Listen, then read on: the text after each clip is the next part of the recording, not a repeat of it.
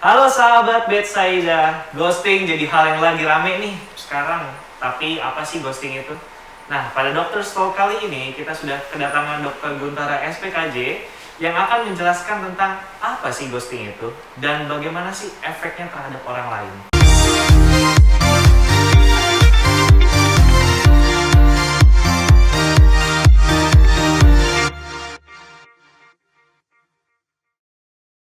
Baik dokter, kita langsung saja ke pembahasan. Nah, kita ada pertanyaan nih dok, kira-kira apa itu ghosting ya dok? Oh iya, istilah yang belakangan ini lagi ya, Iya, lagi heboh lagi ya, viral. gara-gara anak Pak Presiden ya. Yes. Kalau dengar kata-kata ghosting atau dengar cerita ghosting, sebetulnya ini cerita lama. Kalau aku dulu puluhan tahun yang lalu kita pakai istilahnya hilang lenyap tak berbekas. Oke. Ya, hilang lenyap di telan bumi. Tiba-tiba hilang ya. Artinya tiba-tiba hilang dan nggak ada kabar gitu. Iya. Kalau dari istilah begitu tuh kelihatan bahwa ghosting itu adalah suatu sikap atau tingkah laku yang diambil seseorang yang signifikan sama orang lain. Oke. Sedemikian sehingga hilang lenyapnya itu jadi perhatian gitu loh. Misalnya nih kita nggak saling kenal, baru kenal sebentar segala, tiba-tiba aku nggak negur Anda, nggak nanya WA, nggak tegur, nggak apa-apa dong, biasa aja dong, Biasa aja, no iya. problem. Nah kalau ghosting itu adalah kalau sikap seperti itu dilakukan oleh seseorang yang pernah akrab gitu.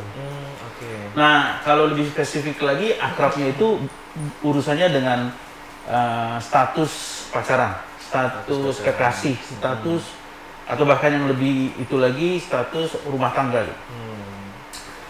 Saya setiap hari praktek bagi psikiater itu ketemu cerita di mana orang yang sudah berumah tangga sekian puluh tahun dia sudah saja nggak ada masalah, oke, atau bahkan bahagia gitu ya dibilangnya, tiba-tiba ada satu yang hilang lenyap tak berbekas, kosong. Oke. Kalau dengar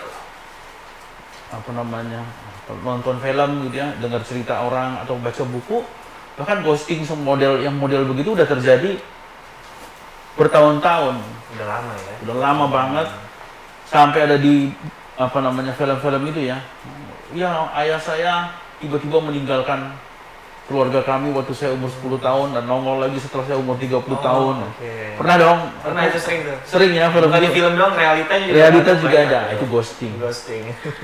Nah, jadi per definisi, kalau kita mau bilang definisi apa itu ghosting, yaitu tadi suatu sikap di mana seseorang biasanya sih langsung ya, tapi kadang-kadang ada juga yang agak bertahap gitu, lalu menghilangkan diri. Menghilangkan diri. Jadi dia berhenti dari komunikasi dengan orang itu, baik secara langsung datang apa biasa, atau kadang-kadang kalau sudah rumah tangga itu satu rumah ya. Terus dia kalau lagi pacaran itu dia biasa datang, ngapel segala macam. Ini hilang. Nah kemudian nggak bisa dihubungi tanpa alasan. Memutuskan komunikasi ya. Yes. Nah karena yang ditinggal itu adalah orang yang signifikan, maka jadi berasa, maka ada istilah ghosting. Ada istilah ghosting. Jadi artinya ghosting ini syaratnya adalah ada chemistry yang dibangun Ya, sebelumnya ada. Ya. Iya, jadi di saat itu terjadi kerasa langsung ke perasaan dari Yes, hati ya dok yes. ya. Nah dan dampak itulah yang lalu membuat ghosting ini jadi signifikan. Kalau yang sebenarnya ada bentuk yang lebih lebih ringan, bukan lebih mild, ya lebih ringan, lebih oke daripada, bukan lebih oke ya, ini nggak oke juga. Nggak oke juga dong. Namanya silent treatment, jadi didiemin gitu. Oke. Nah jadi itu adalah istilah yang dipakai kalau misalnya kita lagi relationship sama orang, akrab gitu, atau dalam konteks rumah tangga juga boleh, dalam konteks pacaran juga boleh, biasanya akrab, biasanya satu kali waktu entah kenapa tiba-tiba satunya jadi diem. Jadi nggak komentar gitu. Tiba-tiba pulang ke rumah biasanya baca ngobrol, hai apa kabar, gimana, selamat pagi, selamat siang gitu, I love you segala macam, tiba-tiba hilang deh, nggak ngomong, diem aja, orangnya ada di situ, tapi diem, tanya udah makan belum, udah gitu doang, atau kadang-kadang malah sama sekali nggak jawab gitu, silent treatment. Nah tapi orangnya masih ada. Kalau ghosting kan hilang sekali. Benar-benar nggak ada, pergi ya dok. Yes. Baik. Tapi dok, misalkan dalam suatu hubungan pacaran kan ada yang namanya, misalkan lagi berantem, berikan waktu masing-masing sendiri. Ya kan dok ya? Ya, itu Bisa. Anda cerita apa namanya yang lebih ringan dari silent treatment, yang mungkin tidak, kalau ghosting dan silent treatment itu negatif ya. Kalau dalam artian dampaknya kepada orang itu jadi pada pasangannya jadi nggak enak gitu.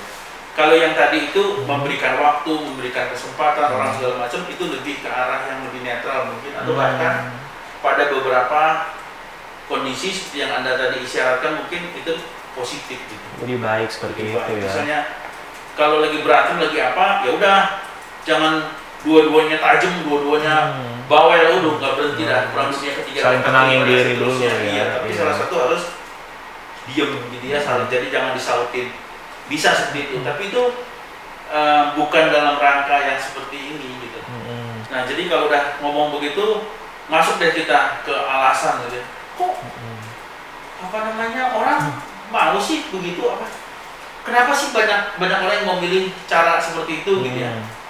Ya salah satunya adalah yang tadi, kalau dibilang negatif, sebetulnya ada juga alasan yang agak positif, yaitu apa?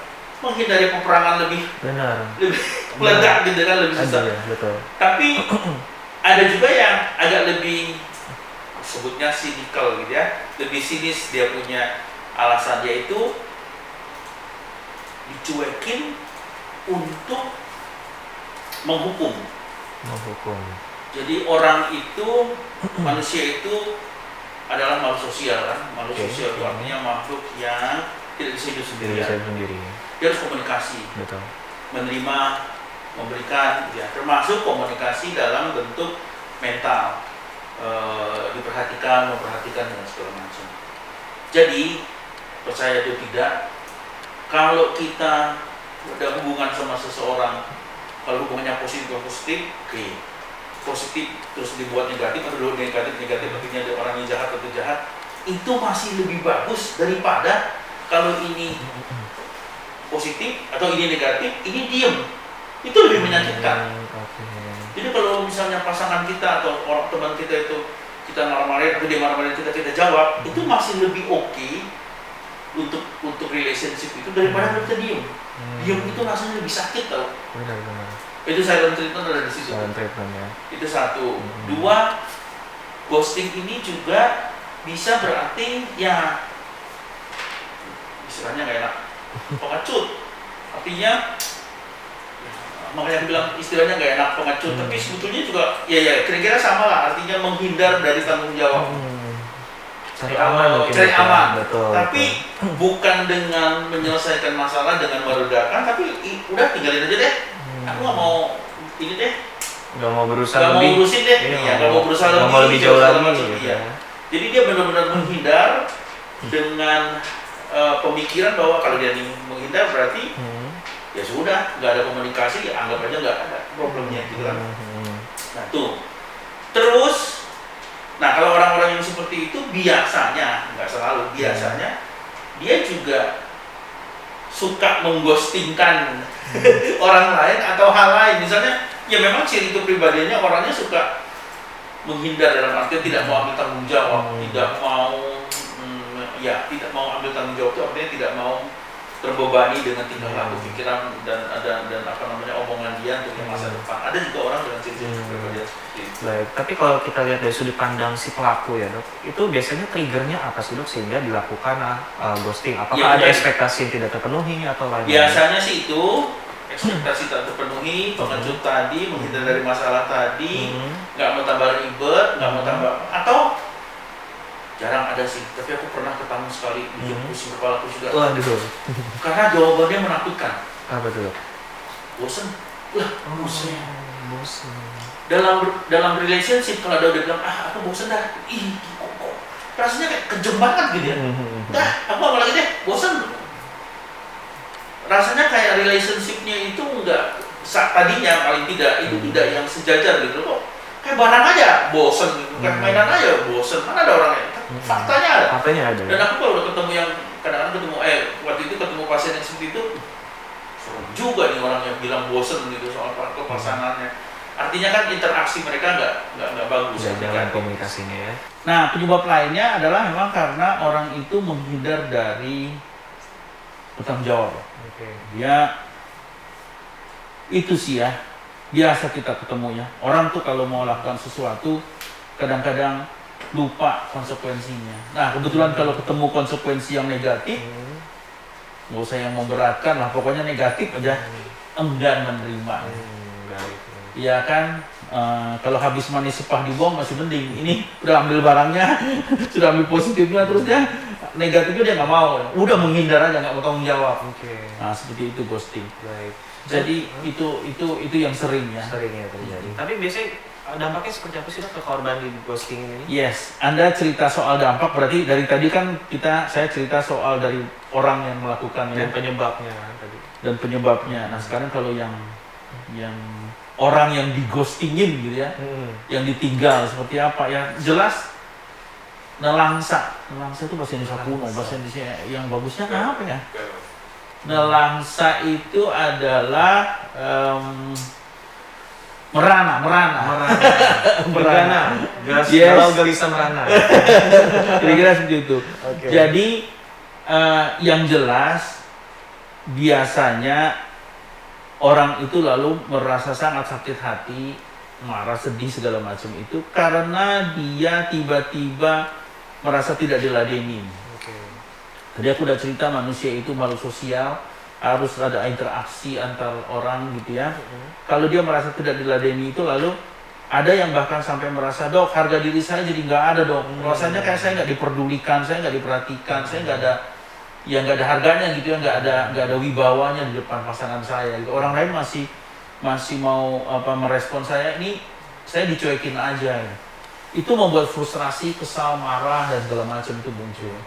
Satu, nomor dua, kalau urusannya dengan sudah pakai resmi, artinya suami sama istri misalnya ya, atau yang sudah tunangan gitu, gantung dong.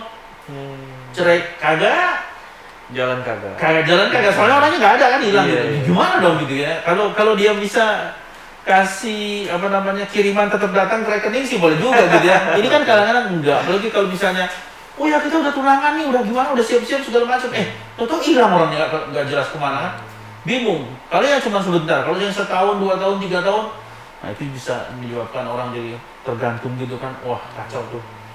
Dan sekali lagi nih, aku banyak cerita yang soal begini, bahkan ada beberapa yang aku kenal akrab, bukan sebagai pasien tapi sebagai teman, ada yang guru gitu ya, yang digantung itu gak berani dia cari pasangan baru, udah sampai hati juga dia.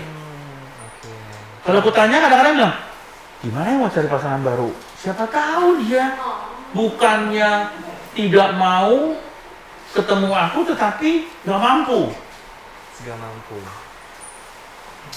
Aku umurnya masih muda banget sih. Aku udah 2 kali lipat lah umurku. Aku sukanya lagu kuno ya. Ada lagu kuno, lagu country tahun 60-an, 50-an, 60-an. Judulnya Patches. Patches itu nama cewek gitu. Nama cewek. Di lagu itu dia cerita bagaimana dia nggak boleh, si penyanyinya nggak boleh hubungan sama si Patches ini.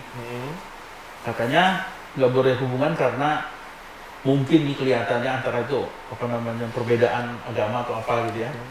Nah jadi yang si cewek ini ternyata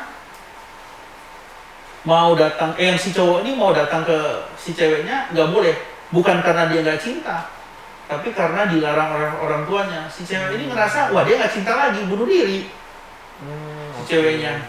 Jadi tidak ada komunikasi. Tidak ada komunikasi pas itu ghosting gitu. Itu bisa dari zaman kuno udah ada, sampai ada orang bikin lagunya karena memang sakit banget gitu. Jadi itu ya nomor 2. Nomor 3, ghosting ini lalu juga membuat orang itu lalu korbannya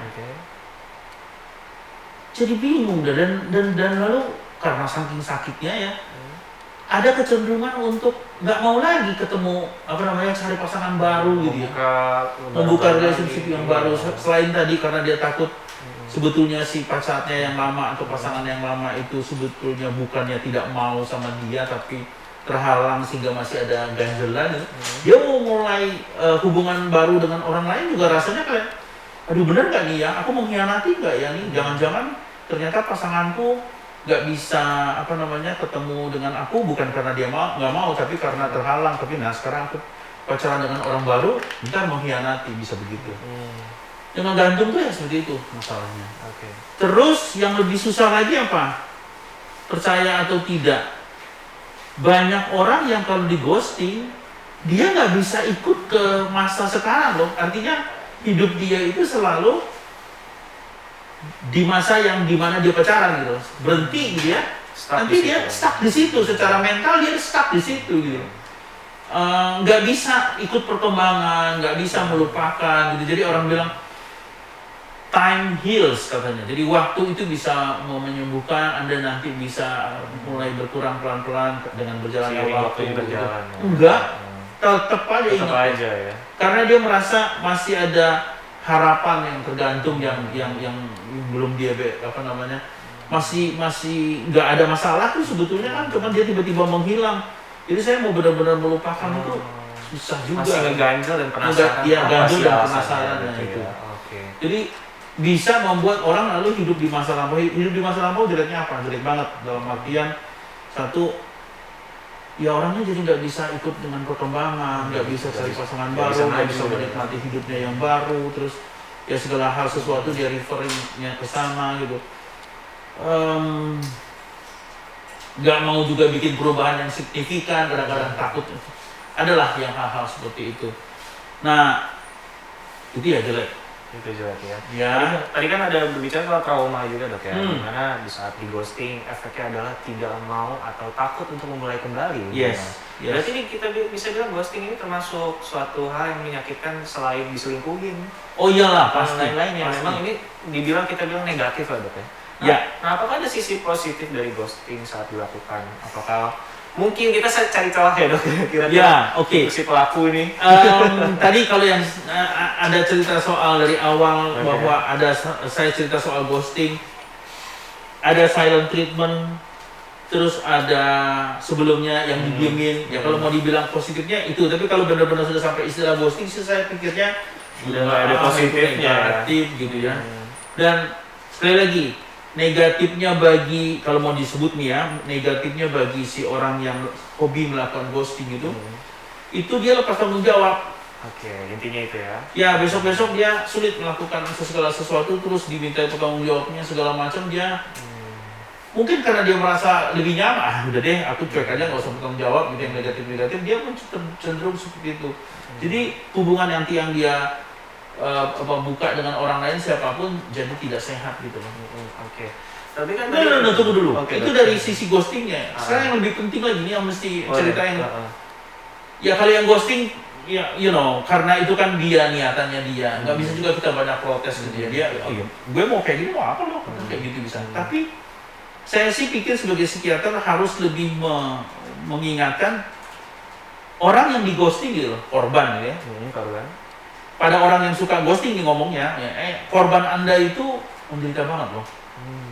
Menderita banget. Jadi bisa sampai depresi, bisa sampai sampai bunuh diri kadang-kadang karena dia itu tadi yang paling berat.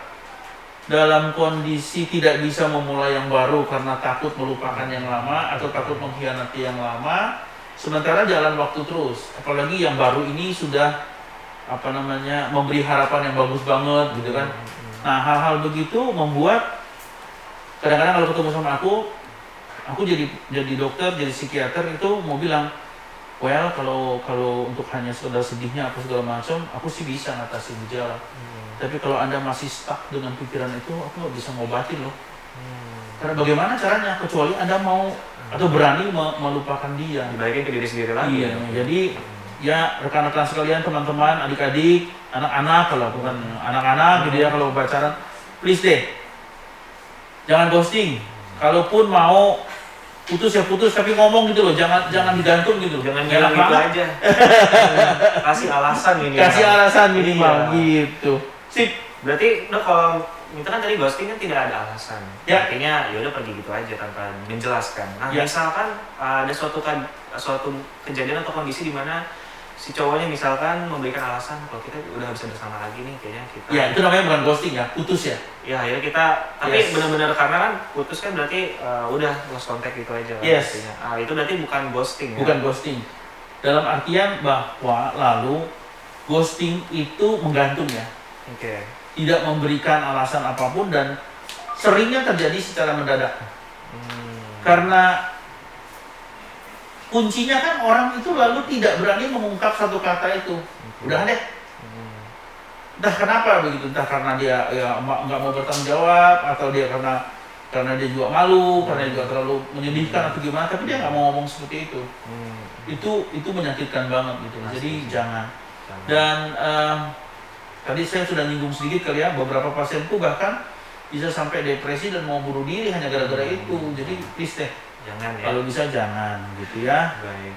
Nah, habis ngomong begitu terus aku harus sebut dong, kalau gitu putus yang bagus gimana dok? Ya, cara berpisah yang tidak menyakitkan. Cara berpisah yang tidak menyakitkan. Nomor satu, please deh, kalau misalnya nggak cocok-cocok banget, jangan dekat-dekat banget gitu loh.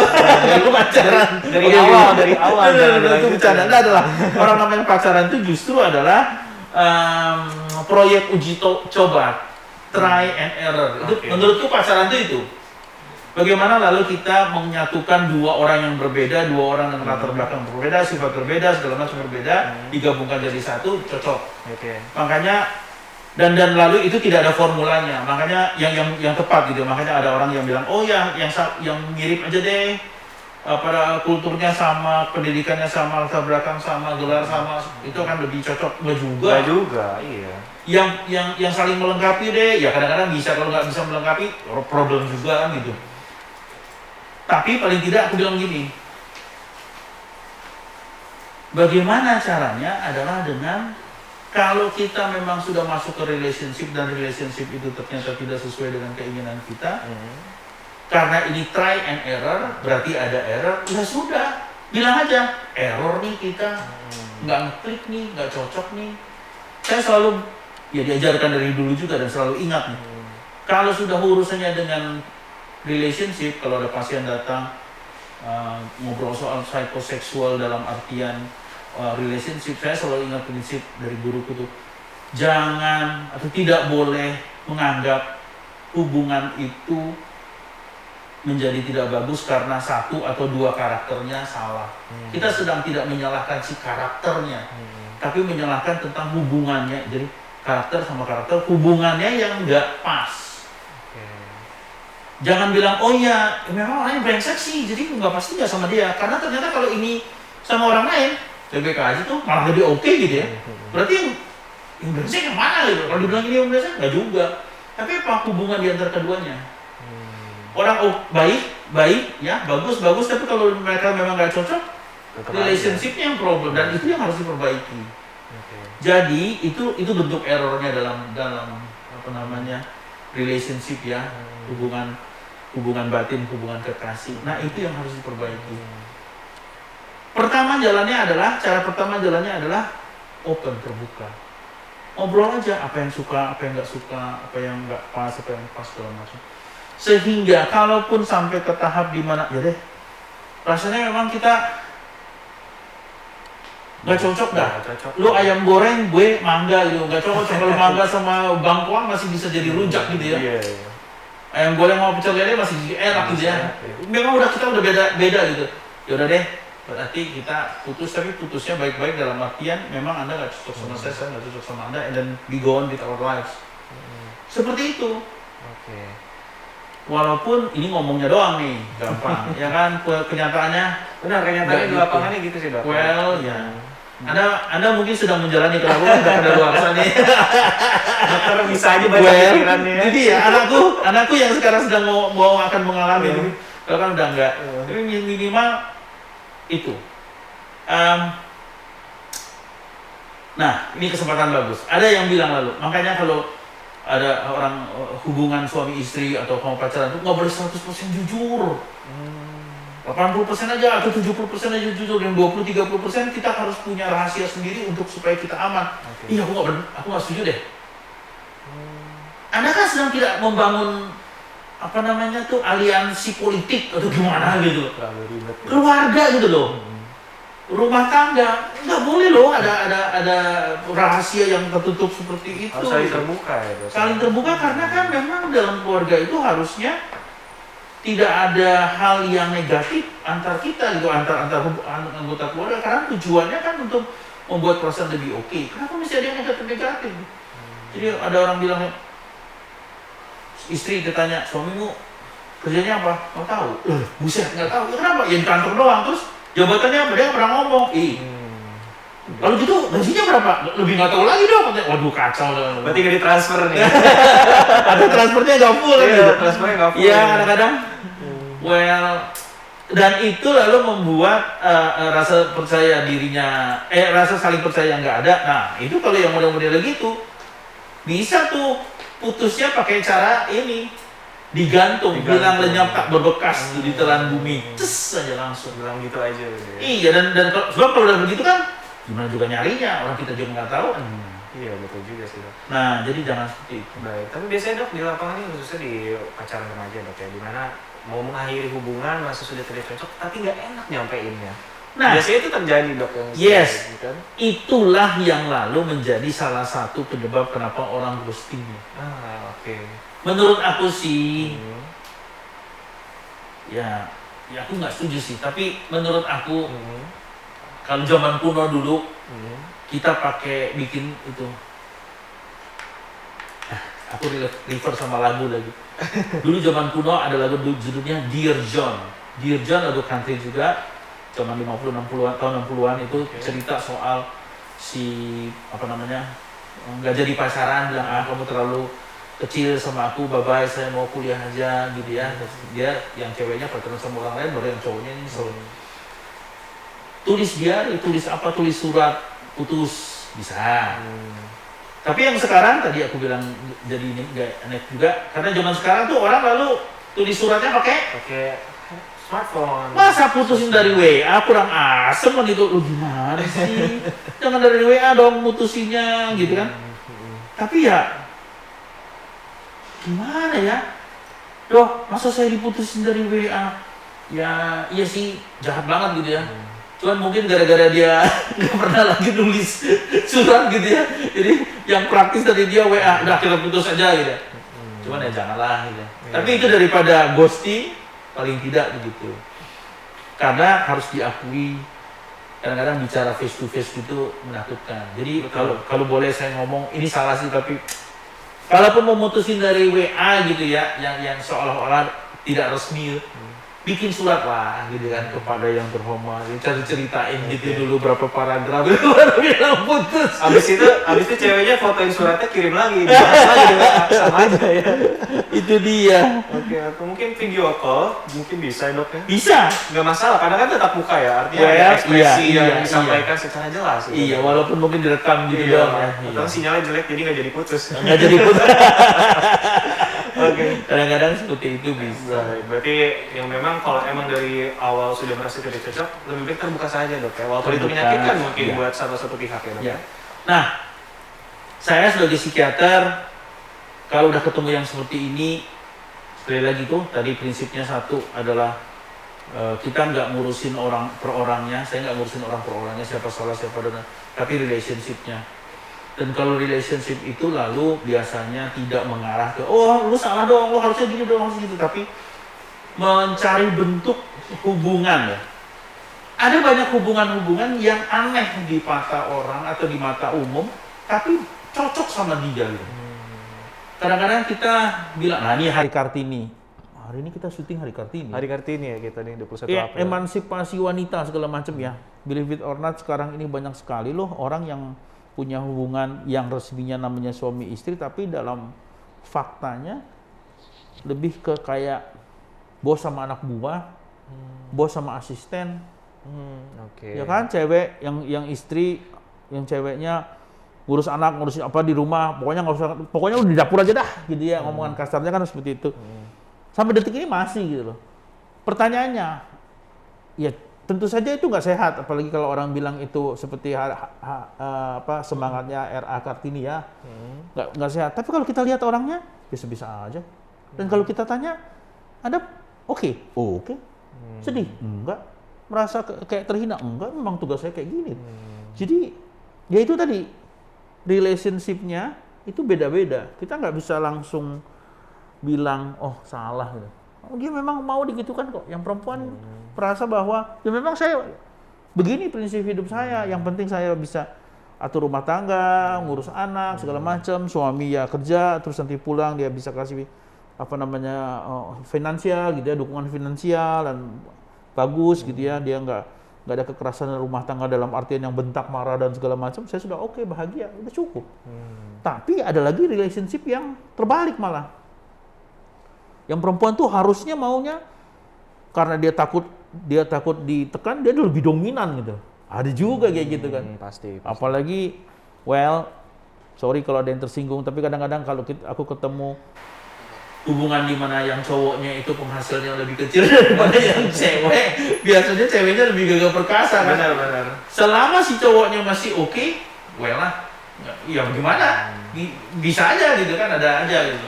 Aku bahkan ketemu satu contoh yang very good gitu ya. Jadi aku ketemu satu profesor cewek, ibu-ibu. Itu suaminya, dia dokter. Suaminya bukan dokter. Nah, waktu seminar nasional, itu kan si prof itu lagi mau presentasi tuh. Dia kan bawa itu ketik-ketikan presentasinya. Yang ngetik suaminya tahu. Jadi asisten. Jadi suaminya yang riset, yang ngetik segala macam, siapin. Terus si profnya ngomong, iya ini suami saya semalam bantu saya untuk ngerapiin segala macam. Dia jadi asisten saya kemarin. No problem, right? Karena si suami dan si istri lalu bisa menempatkan posisi mereka masing-masing sesuai dengan keahliannya kan gitu ya, tanpa membuat perasaannya itu jadi kayak si yang istri bilang, lu cuma asisten gue aja, lu harus nurut gitu kan. Enggak, tetap relationship-nya oke. Jadi bentuk-bentuk relationship itu bisa beda-beda deh. Intinya kebahagiaan orang kalau ukurnya beda-beda dok ya. Ya. Mungkin dengan seperti ini dia cukup, dengan porsi seperti ini cukup. Yes. Belum tentu orang yang melihat persepsinya ini cukup atau beda. tidak. Oleh karena itu dalam relationship sekali lagi terbuka. Yes. Kalaupun mau putus baik-baik, ngomong jangan ghosting. Jangan hilang gitu aja. Jangan hilang begitu minimal. saja. Iya. Karena tadi dampaknya dokter bilang tadi depresi, bahkan Yes. mau bunuh diri. Jadi this is bad for them. Jadi jangan dilakuin kalau bisa. Ya. Oke, itu tadi dia pembahasan kita soal ghosting, Dokter Guntara. Terima kasih banyak. Demikian video kali ini. Terima kasih kepada Dokter Guntara Sama-sama. yang sudah menjelaskan tadi tentang ghosting. Dan untuk sahabat Betsaida yang masih punya pertanyaan seputar ghosting ataupun punya pertanyaan lain, mungkin bisa langsung komen di bawah yang sudah tertera di bawah ini, atau bisa konsultasi langsung dengan Dokter Guntara di Betsaida Hospital. Jam berapa dok praktek? Saya Senin, Selasa, Rabu, Kamis, Jumat. Sabtu juga boleh deh. Sabtu juga boleh ya. Jam 9 sampai jam 1-an. Gitu ya. Kalau Sabtu mungkin jam 10-an ya, jam 10. Oke, catat itu jadwal Dokter Guntara. Langsung aja datang ke Betsaida dan ketemu langsung ngobrol curhat semuanya ke Dokter Guntara. Oke, jangan lupa juga like video ini dan subscribe channel Betsaida Hospital. Mungkin itu saja, sampai jumpa di video berikutnya. Salam sehat Betsaida bersamamu.